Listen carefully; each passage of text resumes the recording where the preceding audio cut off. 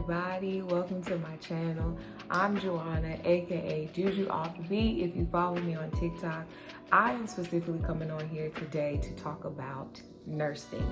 Okay, this video is strictly for my nurses, those who want to be a nurse, those who are interested in nursing, those who are already a nursing student, a CNA transitioning to nursing, and then those that are nursing now. You will understand. So stick around, I've got a few tips. Let's just start off by saying this is not for the weak. Woo, my God. When you decide to become a nurse, you have to understand that this is a calling. This is not something that you just get into because the money looks good. You see travel nurses coming on TikTok, Instagram, flexing like, yeah, some of them that messed around and got a contract that paid $8,000 and now they got a G-Wagon. It looks good, sis, and for a time it was, but those are not always the contracts that we're dealing with now. It's not the case. But don't get into nursing solely for the purpose of traveling, because you're gonna end up hurting yourself mentally. When you're first deciding to become a nurse, you must understand it's a calling. What do I mean by it's a calling? You have to understand and choose to be a nurse no matter what happens to you on that floor. No matter what the hospital says to you, no matter what patients say to you. Patients will say some off the wall, obscured, rude, very obscene things. You still have to maintain your professionalism. Don't be intimidated though by how big the job is. Everyone will come to the nurse. Everyone needs permission from the nurse to do something. And I know it makes like, I thought the doctors gives you orders, but the nurses are the first offense and the last offense. We're the ones who have an influence on the doctor, and we influence the hospital system on what's the patient going on, because you're a true advocate. If you are someone that's always been advocating for your loved ones or for friends, nursing is for you. It's for you, 100% for you. Nurses have to advocate, and what advocate means is to speak on that person's behalf with their best interest. When you're speaking on behalf of the interest of your patient, you're taking into consideration what do they really want for themselves. How would you know that? Because you developed a personal relationship with them. If you're someone who does not want to develop a relationship with random people who are sick, who are confused, who can't really talk themselves, that sometimes they're out of their mind, you have to fit to everyone's personality. It's not, this is how I am, it's just what it is, you better come and accept me. No, when you go in there, you have to dial back your personality to a sense, so that you're not offending someone else, so that your culture is not louder than theirs, because people are sensitive. They're 100% sensitive. They will teach you that during hospital training. You cannot come up in there with the same approach of like, hey sis, hey, what's up my ninja? Like, no, you can't do that. You can't do that. You cannot do that. That is super unprofessional, and I've been reprimanded on some of these things before. There are certain areas in nursing that are better than others. If you're someone who doesn't want to deal with a bunch of people, consider doing outpatient, where they're in there and they're out, or doing urgent care, they're in there and they're out. But depending on the field that you go into, you will have a lot of work to do. A lot of work to do. If you don't like dealing with the geriatric population, med-surg is probably not for you. Like, don't get me wrong, they're sprinkled in there in other areas, especially like ICU, step-down units, things like that, because sick people are sick people. It is what it is, and we're dealing with the baby boomers right now. But if you are someone who it's like you like nursing, but you know what I'm saying, like you don't have that much patience, pick the right area for you. Pick the right specialty for you. You do not have to go into med-surg nursing first to specialize. I know a lot of nursing instructors would tell you that so you can get a broad spectrum. You don't need that.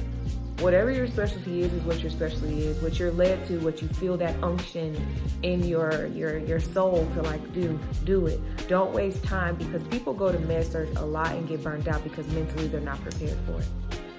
That's why y'all here. That's the whole reason why you're here. So some things that I wish they told me in nursing school was, these people are not your friend. The other nurses are not your friend. They're not. It may seem like it, and sometimes you'll have a good relationship with them, but people are out here for themselves. there will be some times where you will go over and beyond because you don't want your patients to suffer. And absolutely you should do that, but not every nurse will treat them like that. And you end up picking up the slack for the other nurse. You have to be okay with that. You have to be okay with being that superstar nurse all the time, even though the other nurse may not. It makes a difference to the patients. Nurses that get Daisy Awards, which is like the BET Awards for nursing, or an Emmy for nursing, those who get those Daisy Awards are those who go over and beyond for their patient and they're recognized. And it could just be one patient that they do really well, but it's a lot of times where the patients are coming back to the manager or the supervisor or the charge nurse and be like, hey, this nurse did a really, really great job. I've been nominated for Daisy Awards, especially when I went into travel nursing, because I've learned how to care for patients along the way. When I first got into nursing, I couldn't stand it. I thought this was crazy. I was mad. I felt bamboozled because I'm like, this is not what y'all taught me in nursing school. This is not what you taught me in nursing school. It's completely different. And I felt like what they taught me was just enough to pass the NCLEX. But when it came to being a nurse, mentally, oh my gosh, fatigued. How can you prepare yourself? Like the clinicals that we go to are a few hours, but they're not the whole 12.5-hour shift, waiting for the other nurse to come in. Sometimes the nurse is running late. How can you prepare for working half the day, a little bit over half the day for 3 days?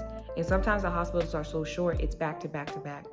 In nursing school, they teach you so much to delegate. You can delegate this, you can delegate that. Although it is true, there are some things that you can delegate, but if the hospital is short, the hospital is short.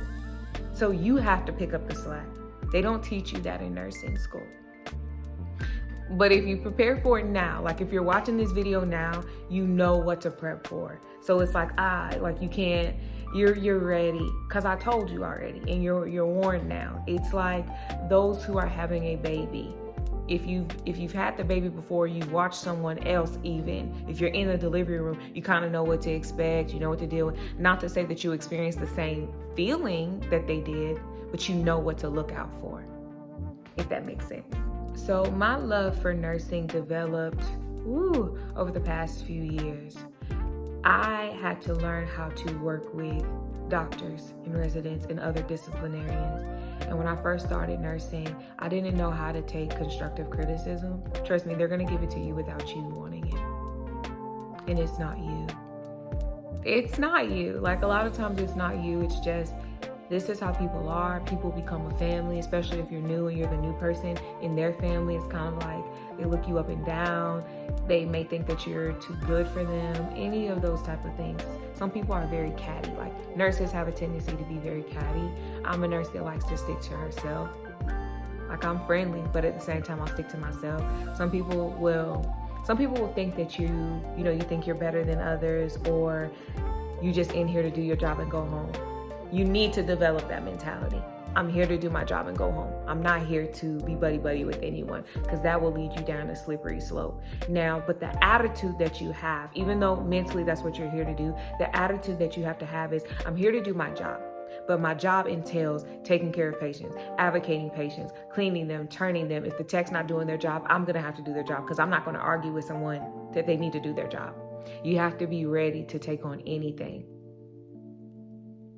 When you make the decision to become a nurse, you're making a decision to lay down your life for that time for someone else. These are hours you will never get back. While everyone else is going out, they're partying, they're doing all of these things, you, on the other hand, have to be there. You miss holidays. I can't tell you how many times I've missed holidays with my son and my family. And they get in their understanding, but it's like, if you don't do it, who will? That's why I said it's a calling, that a lot of people don't want to answer that phone. It's a calling. I've worked so many times on my birthday. Not saying anyone should work holidays or work their birthday. One, you're gonna have to work a holiday, okay?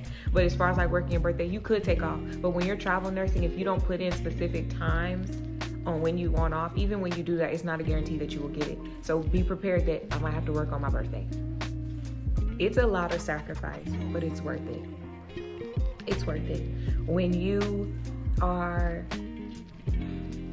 When you're looking at how you're growing as a person, because as a nurse, you should be growing as a person.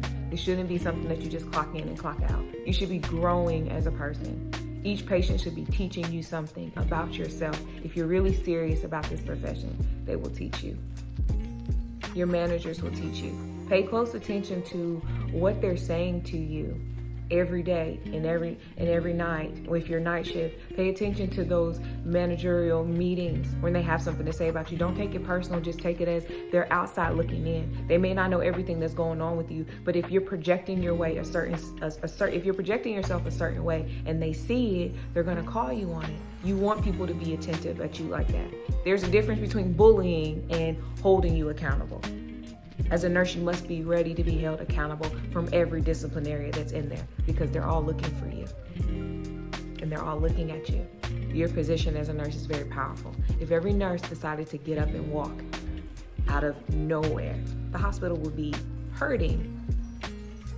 That's how much power you have as a nurse. Not to boast, but that's how much power you have as a nurse and how serious you should take this profession. So I ask you again, do you really want to be a nurse? Do you really want to be a nurse? Do you really want to help people? Don't come in there for money. Don't come in here looking for money. When you're first starting out, you don't get money like that. They're now starting to raise their rates because the world around us is starting to go up, but not all of them are like that.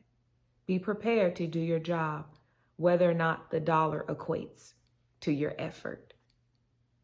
I hope you learned something. This is just part 1 of our journey of nursing and me sharing some insight. Stay tuned for video 2. Leave comments below if you have questions, if there are specific topics that you want me to expound on. I'm here for it. But follow along. This is a journey, and I guarantee you, when you get on that floor, you will be a whole different nurse like they've never seen before.